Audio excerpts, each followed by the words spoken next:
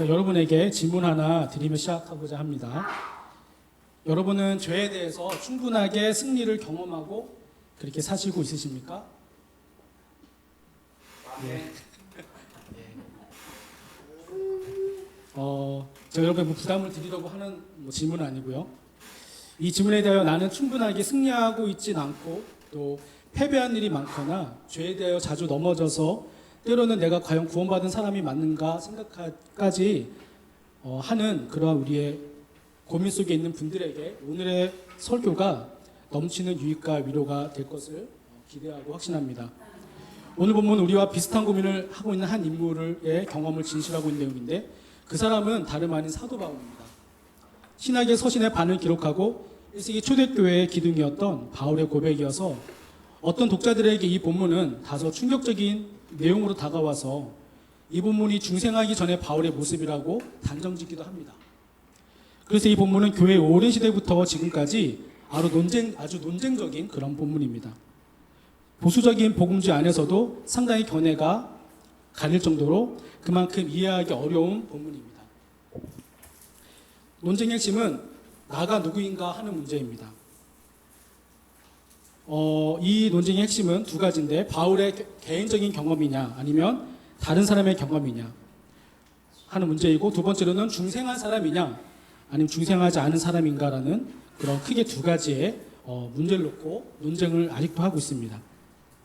첫 번째 질문에 대해서는 대부분이 대체적으로 개인적인 바울의 경험이고 이것이 신자의 대표로서 또한 말하는 것이다 라고 그렇게 하는 것에는 대부분 일치하고 있습니다. 그렇지 않은 분도 있지만 그런 것에 이 첫 번째는 대부분 일치하고 있기 때문에 넘어가도 좋을 것 같습니다. 더욱더 치열한 논쟁 중에 하나는 두 번째 질문인데 바로 바울이 이 고백을 하는 시점에서의 바울이 중생한 사람인 것인가 아니면 회심하기 전에 중생하기 전에 사람인가 하는 것입니다. 주로 언급되는 견해 일반적으로 세 가지까지 얘기하는데요. 중생하기 전과 또 중생 직후, 중생 후로 나눠지는데 중생 직후는 사실 그렇게 많지 않기 때문에 더 줄여서는 두 가지로 우리가 압축할 수 있습니다. 첫 번째는 중생하기 전인데 중생하긴 성도가 이런 백정백패의 모습이 나올 수 없다. 너무나 비관적인 그런 모습이 그려지기 때문에 나올 수 없다라는 주장입니다. 그 다음에 중생 후의 견해는 일반적인 우리 대부분의 그 개혁 신학자들의 견해이죠.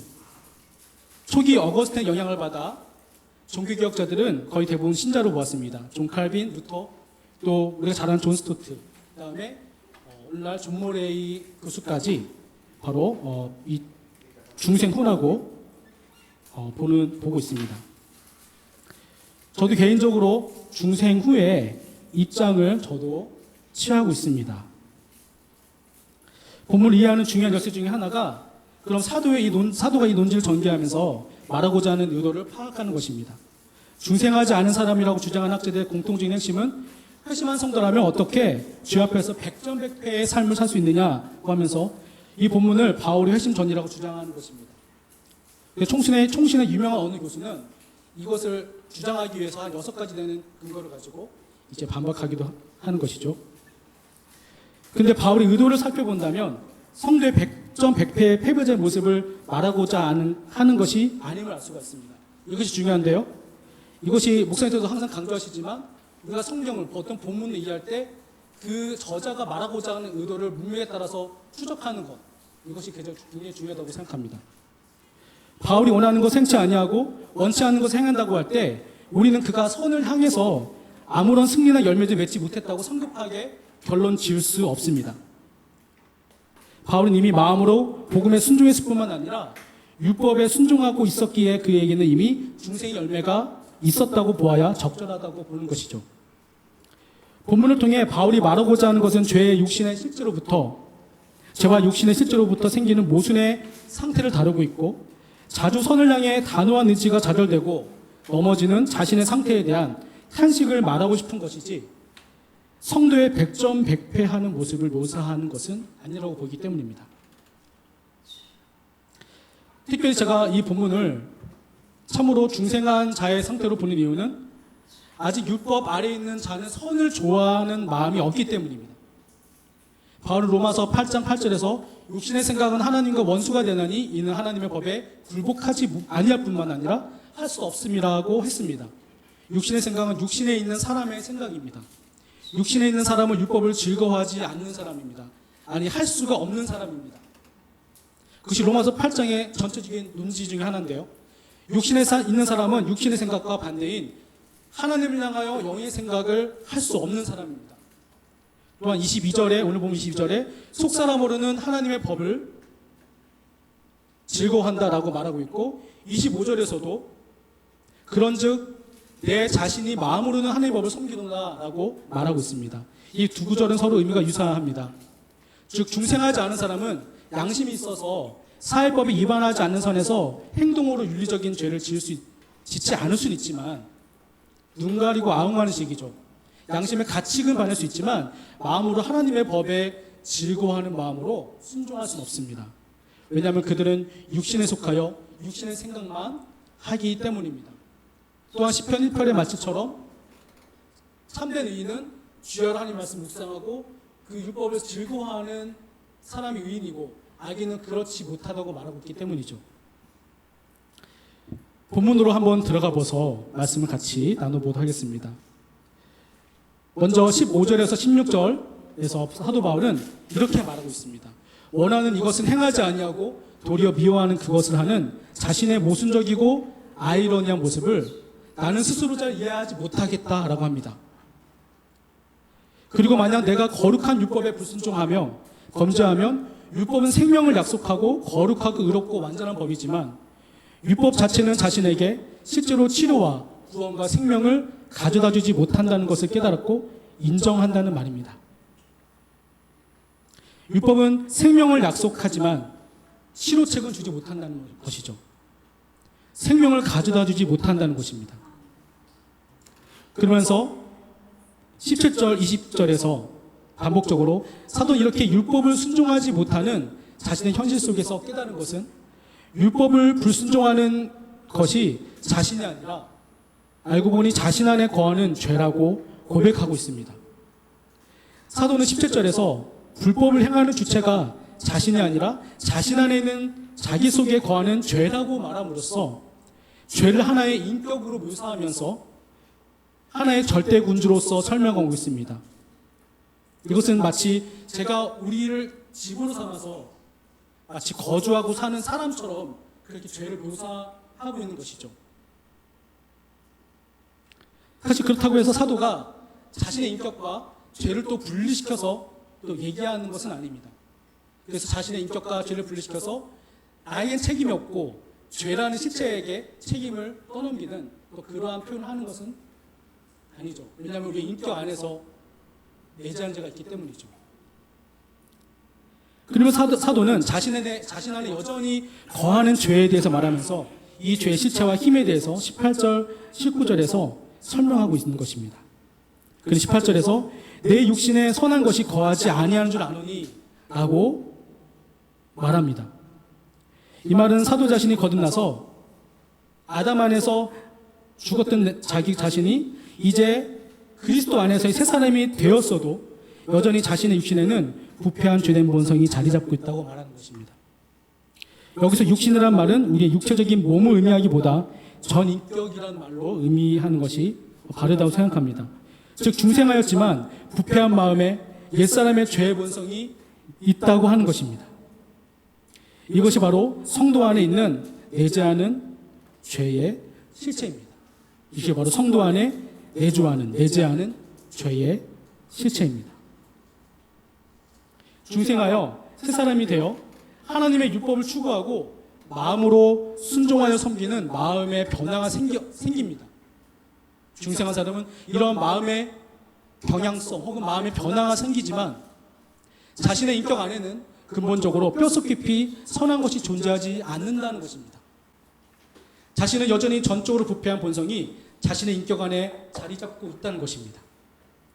그리고 이 내재하는 죄로 인하여 선한 의지는 있지만 죄를 이기고 율법을 행할 수 있는 실제적인 능력은 없다는 것을 말하는 것이죠. 실제적인 능력은 우리 자신 안에서는 전혀 없다. 나승이다라고 말하고 있는 것이죠. 그래서 내가 원하는 바 선을 지향하고 선을 행하기 원하지만 도리어 원치 않은 바 악을 행하는 자신 안에 있는 모순과 갈등과 실패를 경험하고 있는 것입니다. 그리고 20절에서 다시 한번 강조하는 것이죠. 자신이 원치 않는 죄악을 범하는 것이 자신이 주체가 아니라 내 속에 거하는 죄가 주체다라고 말합니다. 즉 바울은 17절과 20절에서 왜 두 번 얘기하냐면 그만큼 내재하는 죄에 대하여 반복함으로써 신자 안에 여전히 거하는 죄가 선한 의지를 꺾을 정도로 여전히 얼마나 역사하고 힘을 발휘하고 있는지를 강조하고 있는 것입니다. 자, 이렇게 바울이 자신의 경험을 통한 자세한 묘사를 통해 우리에게 원하는 것은 위대한 사도 바울도 이러한 자신의 치열한 내면적인 경험을 하고 있다는 것이고 우리도 동일하게 우리도 바로 중생하였지만 우리도 여전히 우리 마음에 내재하는 죄에 대해서 직면하여 보라는 것이죠. 그 사도가 우리에게 말하고 있는 것입니다. 우리도 우리 안에 여전히 존재하는 그 죄의 강력한 실체인 죄를 무시하지 말고 직면하여 보라는 것을 말하는 것입니다. 우리는 죄를 덮어놓으면 안 된다는 것입니다. 우리는 죄를 그냥 무시하거나 어떤 사람들이 주장하든 하는 것처럼 약함이나 실수라고 그렇게 주장해서는 안 된다는 것이죠. 죄는 단순히 그냥 부족이나 결함이나 현대에서 주장하는 이런 죄에 대한 교묘한 죄에 대한 여러 가지 정의들, 죄는 우리의 실수라고 생각하는 것, 단순히 어떤 결핍이라고 생각하는 그것을 사도 바울은 정확하게 반박하는 것입니다. 우리 안의 죄를 무시하지 말고 직면으로 보라는 것입니다. 중생하지 않아도 모든 유대인과 이방인의 로마서 1장에서 죄를 폭로하면서 이 우리가 내재하는 죄를 말하면서 동시에 중생하였지만 우리는 여전히 내재하는 죄가 있다라는 것이죠. 그것 때문에 우리가 죄 때문에 내재하는 죄로 인해서 넘어지는 경험을 한다는 것입니다. 너무나 상세하고 너무나 구체적인 설명을 우리에게 하고 있는 것이죠. 21절에서 이제 철저한 실패의 경험 속에서 바울이 깊이 깨달은 진리는 선을 추구하고 자신은 하나님을 뜻을 쫓아 살아가기 원하는 자신 안에 죄가 함께 공존하고 있는 것을 발견한 것입니다.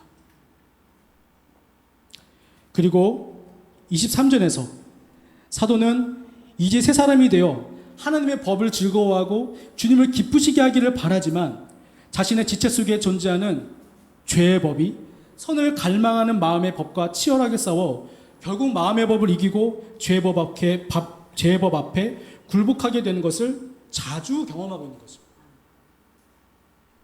어쩌면 이런 모습 속에서 아까 서두에 말씀드린 것처럼 어떤 성경신학자들이 또 심지어 보수적인 신학자들 안에서도 이거는 너무나 우리의 모습과는 다르다라고 그렇게 주장하는 모습이 사실 나타나는 것인데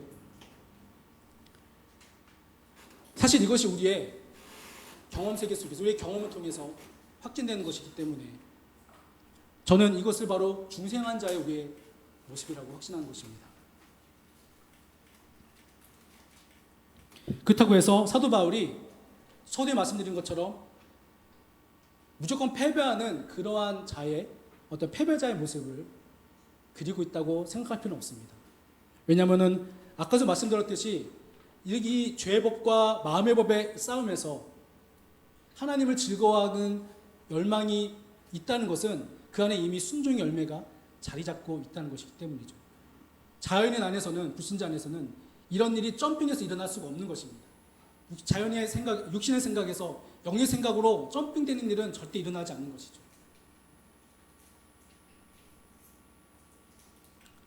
이런 관점에서 보면 소위 오늘날 완전 성화를 주장하거나 성화를 지나치게 강조하는 성화주의는 성경이 말하는 성화를 완전히 왜곡하는 것입니다. 완전 성화를 강조하는 그룹들은 이 세상에 사는 과정 속에서 어느 순간에 완전하게 성화될 수 있다고 주장하는 것입니다. 혹시 그런 주장을 들어봤는지 모르겠는데요. 그래서 완전 성화를 추구하기 위하여 행위나 체험을 매우 강조하는 것이죠. 열심히 행위하고 또 체험을 해서 어떤 제2의 성화의 어떤 경지로 올라가야 된다고 많은 사람들이 아직도 주장하는 것입니다. 그래서 로마서 7장 후반부에서 로마서 8장으로 어떤 성숙한 단계의 어떤 그 믿음의 사람으로서 열심히 행위하고 또 어떤 성경 체험을 받아가지고 우리가 성화를 추구하는 또 그런 그룹들이 아직도 많이 있는 것입니다. 행위나 체험을 강조하고 그렇게 완전 성화가 되면 우리는 죄의 영향을 받지 않거나 죄가 없어지는 상태가 된다고 하는 것입니다. 실제로 이 사람들은 그런 열망을 가지고 또 그렇게 기도하기도 합니다. 하지만 아무리 그럴싸하고 우리의 흥미를 불러일으킬 만한 주장이지만 이것은 성경에서 말하는 성화와는 완전히 빗나간 주장입니다. 완전 성화는 이 땅에서 존재할 수 없습니다. 누구 말도 우리는 예수님 믿어서 공사를 시작하고 또 죽을 때까지 공사 중이라는 간판을 달고 우리가 죽을 때 공사 중이라는 간판을 치워버리게 되는 것이죠. 그렇다면 성경이 말하는 성화가 무엇일까라는 문제를 우리 생각해 볼 수 있습니다. 저는 이 문제에 대해서 어떤 고민했다는 건 제 자랑이 아니라 그래도 많은 고민을 하고 있고 지금도 성화에 대해서 무엇일까라고 많이 고민하고 있는데요. 오늘 본문을 통해 나타난 바울의 모습을 보면서 우리는 참된 성화를 경험하는 자의 모습이 어떠한지를 성화의 전부라고 말할 수는 없겠지만 중요한 측면들을 우리가 생각해 볼 수 있다는 것이죠. 참으로 성화되고 있는 자는 누구일까요? 윤리 도덕적으로 열심히 착하게 사는 자일까요? 참으로 성화되고 있는 자는 단순히 윤리 도덕선에서 착하게 사는 자가 아닙니다. 참으로 성화되고 있는 자는 하나님의 율법 앞에서 자신을 보는 것이죠. 하나님의 율법이 요구하는 그 완전한 거룩함을 인식하면서 거룩함을 인식하면 할수록 자신의 내면의 자아가 선한 것을 더욱 지향하고 추구할수록 자기 안에 존재하고 있는 자기 모순을 더욱 의식하게 되는 것입니다. 그는 성화되면 될수록 율법의 선함과 반대되는 자신의 부패함과 무능함, 이 괴리감이 너무나 커지는 것을 발견되어져서 더욱 괴로워하는 것이죠. 성화될수록 신자의 마음은 더욱더 치열해지는 것입니다. 성화되면 그런 유혹이 없어지지 않습니다. 제가 아는 목사님 그런 말씀하셨는데요. 성화를 설명하면서 우리가 기도하고 눈을 딱 뜨면 완전 성화의 어떤 바람이 좀 있죠. 바람은 우리 마음에 어떤 거룩한 열매에서 나오는 거지만 그래서 어떤 유혹을 안 받는 그런 일은 없습니다. 우리가 눈을 뜨고 살면 감각이기 때문에 죽을 때까지 우리는 보이는 걸로 모든 시각으로 보는 것으로 바로 흔들리고 또 유혹을 받게 되는 것이죠. 더욱더 유혹을 더 유혹으로 느끼게 되는 것입니다. 죄를 인식하고 자각하여 죄에 대하여 민감하게 반응하는 것입니다. 이 죄와의 싸움을 통해서 거룩의 열매를 맺어가는 것입니다. 칼빈의 표현대로 우리의 마음이 전쟁터라는 사실을 더욱더 인정하고 경험하게 되는 것이죠. 성화되면 될수록 자신 안에 있는 죄가 더욱더 크게 보이고 죄로 여겨져서 그리스도의 의를 붙들 수밖에 없는 자신을 발견하는 것이죠. 그리고 이 싸움을 평생 하게 되는 것입니다. 평생 하기 때문에 이 사도 바울의 마지막 탄식이 있는 것이죠. 언제까지입니까? 이 싸움이 빨리 종결되기 원하는 그 마음이 있는 것이죠. 24절에서 이제 사도는 23절의 깊은 고뇌를 통해 드디어 24절에 절망의 탄식을 하게 됩니다. 그것은 자신은 철저하게 곤고한 사람이라고 고백하는 것입니다. 자신이 공고한 이유는 자신이 사망의 몸을 가지고 있기 때문입니다. 그리고 이 사망의 몸에서 누가 나를 건져낼 수 있을까라고 탄식하는 것이죠. 여기서 공고한 사람이라는 표현은 단순히 마음의 답답함과 또 힘듦을 감정적으로 표현한 말이 아닙니다. 어떤 심리적인 표현하는 것이 아니라는 것이죠.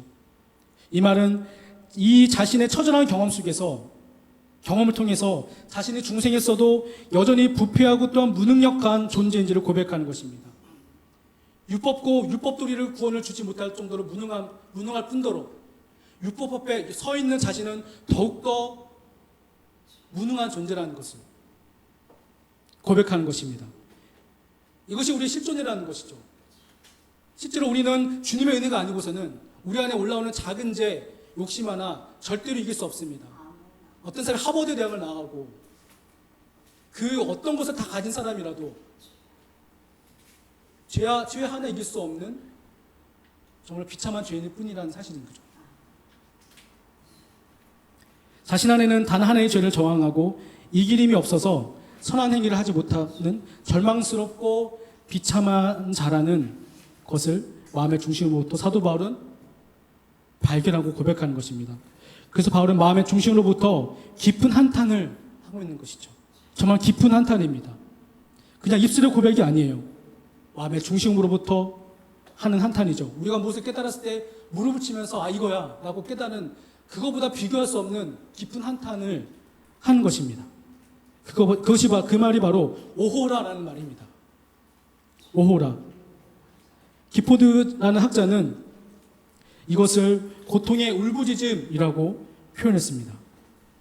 이 고통의 울부짖음을 사도 바울은 이 처절한 경험 속에서 자신의 마음 깊은 곳으로부터 오호라 나는 철저하게 공고한 자라고 말하는 것입니다. 그리고 이 표현은 제가 이해한 것이 맞다면 산상수에 나오는 심령이 가난한 자와 같은 의미죠. 상대적인 파선이 아니라 하나님 앞에서 절대적인 파산 선고를 받은 심령. 자신 안에는 도저히 죄를 이길 수 없는 무능력한 존재를 깨닫는 그것입니다. 우리는 이 내재하는 죄의 실체를 정직하게 직면해야 한다는 것이죠.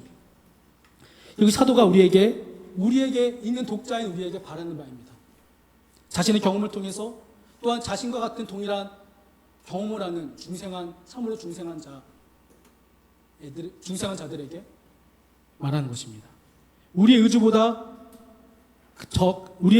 큰 내주하는 죄의 세력을 인정해야 된다는 것입니다.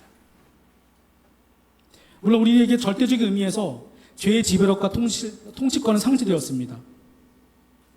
이것은 절대적인 죄의 지배를 말하는 것이 아닙니다. 우리는 결코 우리의 행위나 어떠함 때문이 아니라 오직 그리스도의 구속의 행동 때문에 절대적인 의미에서 죄의 통치와 지배로부터 벗어났습니다. 더 이상 죄가 우리의 절대 군주로서 우리를 지배할 수 없습니다. 믿으십니까? 우리는 은혜 아래 완전히 들어와 있기 때문입니다. 하지만 죄의 활동과 역사는 성도 안에서 여전히 역사한다는 것입니다. 죄로 인한 통치와 권세와 죄의 법적인 통치로부터 또 죄의 책임과 영원한 형벌로부터 벗어났지만 우리 안에 있는 내재하는 죄는 남아있는 것입니다. 그것이 우리에게 여전히 힘을 발휘하고 역사하는 것입니다. 성도 안에 여전히 죄의 활동이 존재하는 것입니다. 여전히 이 죄의 영향력과 힘이 행함보다 크다는 것을 말하는 것입니다. 그래서 성도는 이미 승리하였지만 죄와 여전히 싸우는 그런 중간의 낀자로서 살아가는 것입니다. 이것이 이미와 아직의 긴장관계라고 하는 것이죠. 이미 승리하였지만 우리는 그날을 고대하는 중간의 낀자로 우리는 살아가는 것입니다. 구속의 그 은총 안에서 우리는 이미와 아직의 긴장의 끈 놓지 않고 살아가는 것입니다. 이게 우리의 현실이라는 것입니다. 우리가 꼭 알아야 할 것이 불신자에게는 이 싸움이라는 것이 존재하지 않는다는 것입니다. 왜냐하면 자연인은 죄에 대한 자각 능력이 없기 때문이죠. 참으로 중생한 성도에게만 이 죄를 지긋지긋하게 여기는 것이 있습니다. 여러분에게 이 죄를 지긋지긋하게 여기는 것이 있습니까? 죄에 대한 지겨움이 있나요? 단순히 힘든 현실에 대한 어떤 그러한 도피가 아니라 죄와의 싸움이 지긋지긋해서 자주 그리스도의 구속의 날을 고대하는 고백을 저는 자주 하게 됩니다. 단순히 현실을 도망가기 위한 것이 아니라는 것이죠. 하루빨리 죄와의 싸움이 종결되는 그 나라에 대한 소망을 품고 사는 것이죠. 그리스도의 다가올 구속의 날을 심판이 아니라 구속의 완성의 날로 마라나타 소망하며 구하는 것입니다. 우리 중생하였기 때문에 영적인 침체라는 것도 경험하고 죄로 인한 고통의 무게를 경험하는 것이죠. 그래서 어떤 사람들은 믿기 전보다 더 힘들다고 고백하는 것입니다. 그렇다고 해서 무조건 힘듦만 있다라고 말하는 것은 아닙니다. 이 치열함 속에서 그리스도가 주는 우리의 기쁨들이 있죠. 이 싸움 속에서 그 그리스도를 갈망하는 25절의 결론에 이르는 기쁨들이 우리에게 있는 것이죠. 우리 성숙하면서 할수록 죄가 더 많이 자각되어 더 많이 치열하게 싸우는 것입니다. 전에는 없었던 죄를 혐오하고 저항한 사람이 참으로 중생한 자입니다. 그래서 존 모레이 교수는 이렇게 말합니다. 참된 그리스도인은 여전히 우리의 이 무능력함을 통해서 또 내재하는 죄로 인해서 죄를 짓기도 하지만 또 죄를 짓는 그 모습 속에서 죄를 혐오하는 자다. 되게 아이러니하죠? 넘어지기도 하지만 그 속에서 여전히 죄를 혐오하는 그런 모습이 참된 중생한 자다라고 그렇게 말하는 것입니다. 이 편이 참 좋더라고요. 설교를 준비하면서. 참으로 중생한 자의 중요한 특징이 바로 죄와의 갈등, 탄식, 씨름, 절규가 있다는 것입니다. 저와 여러분에게 이러한 죄와의 갈등, 탄식, 씨름, 그 성령 안에서 우리에게 하는 탄식이죠. 그 절규가 있는가? 라는 것입니다. 만약 우리에게 이런 것이 없고 그냥 마냥 평안하고 이런 유혹도 없고 이런 갈등도 없이 때로는 죄를 지어도 양심의 거리낌도 없고 우리가 예수를 믿고 구원받았으니까 나는 아무런 상관이 없어 라고 생각한다면 그 예수 그리스도의 구속이 우리에게 진정으로 참된 구속의 은혜인지 우리는 돌아봐야 하는 것입니다. 그럴 수 없다는 것이 바로 사도 바울의 고백인 거죠. 만약 죄로 인한 탄식과 싸움을 통한 고통이 있다면 여러분은 중생하여 은혜 아래 있는 것이 분명합니다. 왜냐하면 빛 아래 있지 않으면 이런 죄와의 갈등과 싸움은 존재하지 않기 때문입니다. 어둠은 어둠과 같이 있으면 어둠을 인식하지 못합니다. 어둠에서 빠져나와 빛으로 어둠을 봤을 때 저게 어둠이구나 라고 알고 있는 것과 동일한 것입니다. 만약 여러분이 죄를 지긋지긋하게 여기고 죄와 갈등하고 죄와의 싸움을 하고 있다면 그리고 날마다 회개함으로 주님의 은혜를 간절히 구하고 있다면 우리는 은혜의 지배 아래 있는 사람이고 참으로 거듭난 사람입니다. 마저 25절에서 사도 바울은 이 위대한 고백을 하는 것입니다. 사망의 몸을 지니고 있는 공고한 자신을 건져낼 수 있는 사람은 아무도 없고 단 한 분 우리 주 예수 그리스도 뿐이시다라고 고백하고 있습니다. 영광스러운 그분이 십자가의 죽으심과 또 부활을 하셨고 우리가 그분의 전적인 은혜로 이 십자가의 구속에 연합됨으로 자신은 이미 사망의 몸에서 구속받았다고 고백하는 것입니다. 그리고 이미 성취하신 그리스도의 그 구속의 놀라운 근거로 말미암아 최종적인 구속의 완성의 날을 고대하며 감사와 찬양을 올리고 있는 것입니다. 그래서 우리는 24절에서 반드시 25절로 넘어가야 됩니다. 24절에서만 머물면 안 되는 것이죠. 반드시 우리는 24절에서 바로 25절의 고백으로 넘어가는 것입니다. 이것은 마치 이제 14절에서 24절에 이 무거운 덩어리를 25절에다가 던지는 것과 같습니다. 앞에 있는 이 무거운 덩어리가 온통 이제 25절로 집중하는 것 같은 것이죠. 이 구절은 미래에 성취될 사건으로만 적용할 필요는 없습니다. 궁극적으로는 그렇게 되겠지만 예수 그리스도의 구속의 종말론적인 역사임을 말해주고 있기 때문입니다. 이미 그리스도 안에서의 승리는 우리에게 주어지고 승리의 삶이 시작되었습니다. 우리가 찬양한 것처럼 시작됐네. 우리 주님의 능력이 나의 삶을 다스리고 새롭게 하는 것입니다. 우리는 보통 장을 나눠서 생각하지만 우리는 이 구절을 반드시 8장 1절과 연결시켜서 생각해야 합니다. 이미 그리스도 안에서 우리는 죄와 사망으로부터 정죄함에서 벗어나게 되었습니다. 현재부터 정죄함이 없다는 것입니다. 왜 이런 일이 일어날까요? 우리의 무거운 짐이 어떻게 되었기 때문에 정죄함이 없게 될까요? 그것은 예수 그리스도가 우리가 받아야 할 모든 죄의 무거운 형벌과 짐을 그리스도가 다 받아내셨기 때문입니다. 그렇기 때문에 우리가 정잠이 없는 것입니다. 그래서 8장 1절에서 그리스도 예수 안에 있는 자는, 그리스도와 연합된 자는 누구든지 결코 정잠이 없다는 것입니다. 믿으십니까? 심지어 우리가 연약함으로 넘어지는 때에도, 그때도 우리는 정잠이 없다는 것입니다. 근데 우리는 현실적으로 죄를 지면 패배의식에 빠졌다가 다시 회개가 나아가면 다시 용서해 주셔서 구속의 날을 경험했다가 하는 반복을 하고 사단의 고소도 받지만, 우리가 이제 이것을 이겨낼 수 있는 것은 바로 예수 그리스도의 구속 때문이다라고, 우리가 이것으로 이겨낼 수 있는 것이죠.